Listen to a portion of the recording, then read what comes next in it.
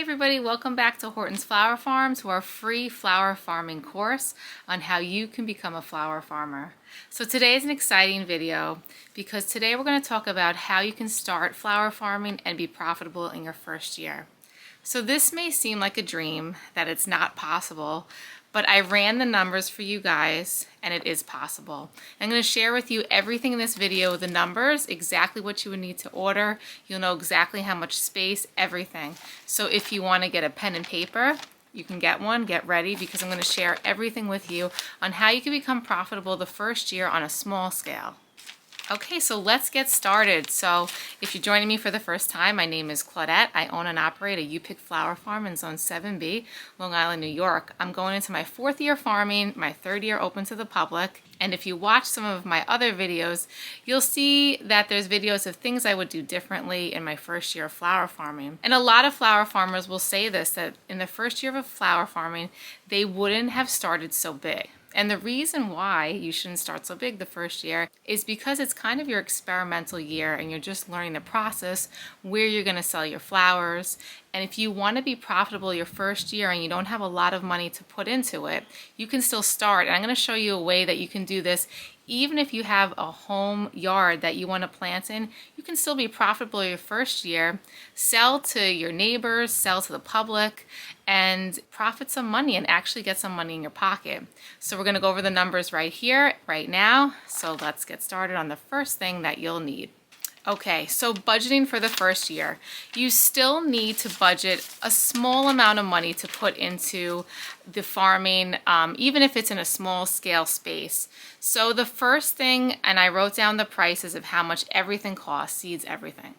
So the first thing that you would need, if you want to do this in your backyard and you don't want to do drip tape or something fancy, you can do an overhead sprinkler system. An overhead sprinkler system, a timer, a hose, things like that will probably run you, if you get a nice one, around $200. You might be able to do it cheaper if you already have the hose.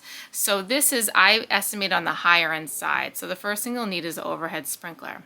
The second thing you'll need is seeds, and I calculated those out to be around $100, and I'm going to go over exactly the seeds you're going to need, but this is just a rough estimation so you can see where the numbers I'm getting them from. The next thing you'll need is weed fabric, and if you're doing it on the small scale space, of which I'm going to talk about in a second, of how small it is, that'll run you around $40. The next thing you'll need is a soil test to test your soil. That's going to be around $30. Seed trays, also $30, $20 to $30. A soil seed starting, a soil mixture, that will probably run you around $30 as well. And then if you need to till up the land that you're going to be using, if you have to rent a tiller, that might cost you $80. And deer fencing, if you're going to deer fence in the area I'm speaking about, it's probably going to run you $150. And then extra tools and gloves, maybe an extra $100. Okay, so if you add this up, this is probably going to run you about $800, maybe $1,000 investment. I did not include land rental. I did not include insurance, because if you're just selling and people aren't coming on your land, you don't have to have the insurance yet. I did not include marketing, website, and different things like that, because in your first year, how I'm going to speak about doing this, you wouldn't need to do those things quite yet. So if you want to just invest in a small scale space, and the small scale space that I'm talking about is roughly just 70 feet by 3 feet, or if you break that down, 35 feet by 4 feet. And if you measure this out, this actually isn't that much land that you can start with. So this investment, so an investment like this would run you $1,000, and a gross income for the season of 14 weeks, if you did it this way, would net you $3,500, and your profit would be $2,300. And this is if you sell only 10 bouquets a week. So this video is about selling 10 bouquets a week, and I made it like that because if you want to times that by 2 and make 20 bouquets a week or 40 bouquets a week, you're going to know how much money you would be making and how much investment you would need. I did it 10 bouquets, it's easy to calculate. So now you're probably wondering, what seeds and what flowers am I going to be growing that would profit me that kind of money, $2,300 in my first season. Now let's talk about $2,300 profit. I did not turn any profit this year, and I know a lot of flower farmers who are in year 5 and they are still not profiting. So if you think $2,300 is not a lot to profit in the first year, you are incorrect, because a lot of these farmers are not even profiting in the 3rd, 4th, and 5th year. So if you can profit $2,300 in your first year and you can get 10 bouquets sold a week, you are doing really, really well. So let me get on to the next part of this video. So the next part of this video is telling you exactly the flowers that I would recommend growing to profit that profit and to have the biggest bang for your buck cut and come again flowers. And I'm going to tell you exactly now how many plants you would need each based on how many stems they would give off. So I'm giving you the whole cheat sheet here, okay? So write this down because I calculated this all out already. So if you're going to do 10 bouquets a week, you are roughly going to do 15 stems per bouquet, and you will be charging for these bouquets $25 per bouquet. Okay, so what do we need to make our 15 stems? So these are the flowers, and I'll go into each one. First, we're going to do sunflowers. We are going to do 2 sunflowers in each bouquet. So we would need 20 sunflowers a week. Okay, so that's the first one. The next one is zinnias. If we were going to do 4 zinnias in each bouquet, we would need 80 flowers per week. So I'm not going over the plants yet of how many we need. I'm just telling you roughly so you can get an idea of how many flowers we're going to have. So let's go on to the next one. Ageratum, 2 stems of ageratum. You would need 20 stems of ageratum a week. Celosia. You want 2 stems of celosia, and that would be 20 stems of celosia a week. Cosmos, 2 stems of cosmos, 20 a week. Gomphrena, about 1 stem of gomphrena. I say 1 stem if you haven't grown it. There's a lot of the little balls on it, so the 1 stem is really beautiful. It's enough. You don't need more than that.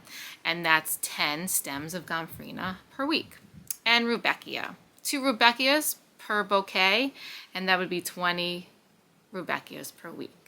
So if you try and put that all in your head together and think about it, that's a beautiful bouquet. 2 sunflowers, 4 zinnias, 2 ageratum, 2 celosia, 2 cosmos, 1 gomphrena, and 2 rudbeckia. That is a really nice full bouquet. Now, you can play around with this. You can put 4 sunflowers, take away a couple zinnias, take away this, take away that, and play around with it. It's not so dry and cut. This is just the estimate you play around with and what you would need per week. So I did some research on how many stems these plants put out per week, and these were where my calculations come from. So based on my calculations of how many stems, did a lot of work for this video, per week, I calculated how many plants you would need. I'm going to tell you first how many plants you would need, and then you always want to have 20% more for loss or disease so that you don't run out. So let's get into how many plants you would actually need to plant to make those 10 bouquets per week. Okay, so sunflowers. This is something that is succession planted, because if you're needing 20 stems a week, you want to be planting in 30 sunflowers per week succession so that they come exactly when you need them. You can't just plant in the all of those at the same time. Otherwise, you would have too many and they would die. So that's the tricky one. So sunflowers, you would need to planting 30 sunflowers per week in your space. Okay, zinnias, you would need 50 plants. So 50 plants would give you, 50 zinnia plants would give you enough zinnias to supply you with 80 stems per week. They really, in the middle of the summer when you cut them, you already see the buds coming up for the next one. So they are ready to go. They're going to keep producing. So you would need 50 plants of zinnias. Ageratum, you would only need 30. Celosia, you would need 30. Cosmos, 30. Gomphrenias, 20 plants, and rudbeckia, about 30. So this is 220 plants.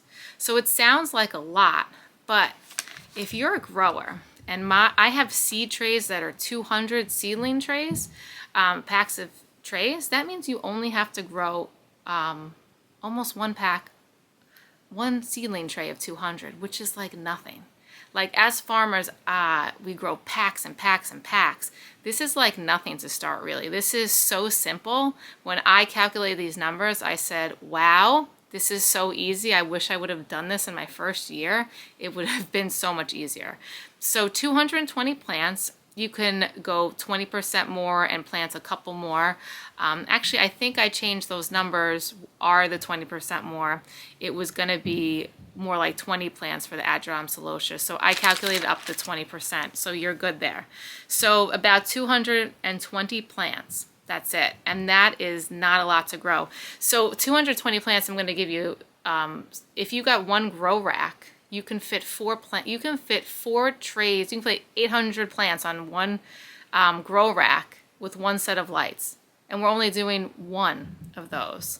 You might have actually 2 of those because we went over 200, but that is like no room, so you don't even need that much space. That's amazing. To be able to profit like that off of just that amount of plants would be amazing. In the next videos, I'm going to go into grow lights and the things you need to do this, but I just want to inspire you and show you a little bit, if you're looking to do this, what you're going to be ordering, the plants the seeds that I want you to start ordering. So if you really want to do this and you want to grow and do what I just said and grow these plants, I would recommend going to Johnny's Seeds. They have great, that's where I got all my seeds from. So they have all these plants, you can order them and you can get started, and the next videos will tell you what we're going to do next with these plants. But for now, I want you to go out into the space that you're going to grow in. I want you to measure it, and I want you to make sure that you have a 70 by 3 foot space or a 30 by 6 foot space. So this, you're going to find that it's really not that big of a space. These plants are going to be planted about, I would say, about 8 inches apart. That's what I do. Some people say 12, but you can fit them in 8. I fit them in 8, and they grow really nicely and strong. So I want you to go out there. I want you to get measuring. I want you to look at that space and dream about it, because you can do this on that space. And this video really is to show you, by all my calculations, which I did for you, that it is possible to profit in your first year if you keep it simple but keep it beautiful as well. I give you a really nice mixture of flowers because it's basically everything that I grow on my farm that I'm successful with. This is what I'm growing. Did I leave anything out on my farm that's not in here? I don't think so, actually. Maybe marigolds. I left out marigolds on yours here. I actually left it out because they're not the most popular flower that people pick. If you want to throw in some marigolds into your garden just for fun, you totally can. And that's actually why I grow them. I love the marigolds. But I left them out here because they're not people's favorite. And I wanted you to have the most favorite flowers of what most people pick on my farm. So you have everything. You have the cheat sheet. I just gave you exactly what people pick, exactly what you need to spend, exactly the amount of plants that you need, the space that you need. This is how you can be profitable in your first year. That would be amazing. I would love for you guys to mention back at the end of the season that you profited and this worked for you and you sold even more than 10 bouquets a week. So this is something that I'm excited about. I was excited to share this with you when I ran the numbers. I am excited for you to start this. So the next video coming up is going to be talking about how to start these seeds, things like that. But first, I wanted to get you ready. So get ready. Get those seeds. If you have any questions, you can comment below. As far as colors go, that's up to you. I would do on the zinnias probably mixed ones, unless you really think everybody loves pink and purple, which they do, but I get a mix. I like the mixed. So I would get the mixed zinnias. For sunflowers, you can be creative. The most popular are the orange pro cuts, and those are the ones that don't have pollen. For the ageratum, there is I think a dark purple and a light purple, both beautiful, doesn't matter. Celosia, I do a plume variety, and I do and another variety that looks like brains. I forget what it's called. If I remember, I'll post it. But there's different, but I would get definitely the plume variety. It really fills the bouquet. For the cosmos, I love the cupcakes. They are the most popular. And I also like is It's the violet bicolor. I love that. I did not have luck with the apricot or the lemonade, so I wouldn't go with that if I was recommending. Gomphrena, I would go probably with a pink. That was most popular, a pink or a purple. If you get it's called the carmine, it's just single stems, so just be aware of that. I would get the other ones because they'll give you more blooms. The carmine's pretty, but it's not going to be their best bang for your buck. So I wouldn't get the carmine to start on a small scale space. So the rudbeckia, I would get the Indian summer because they are the most prolific growers and they look beautiful in bouquets. The other ones are beautiful too. They're not as easy to seed start. The Indian summer are very easy. You can try the other ones if you want. I love the prairie one with like the green center, so that's my other favorite one. But that one, I always have germination that's like under 50%. Whereas the Indian summer, usually my germination is like 80 to 90%. So I'm trying to make it easy for you guys, what works the easiest. So next videos are going to be about maybe starting these seeds, business planning, a lot of other things. I'm going to show you exactly how to seed start each one of these because I found different methods for starting them that worked better. So I want you to be aware of them. Some things germinated like 0%, and I realized even though it says don't cover with soil, they wanted like just a little bit of soil on top of the seed, and then I had 100% germination. So these little things that I found to grow the seeds, how to grow them, heat mats, things like that, I'm going to be sharing that with you since I have grown all of these. And yeah, so we'll go from here.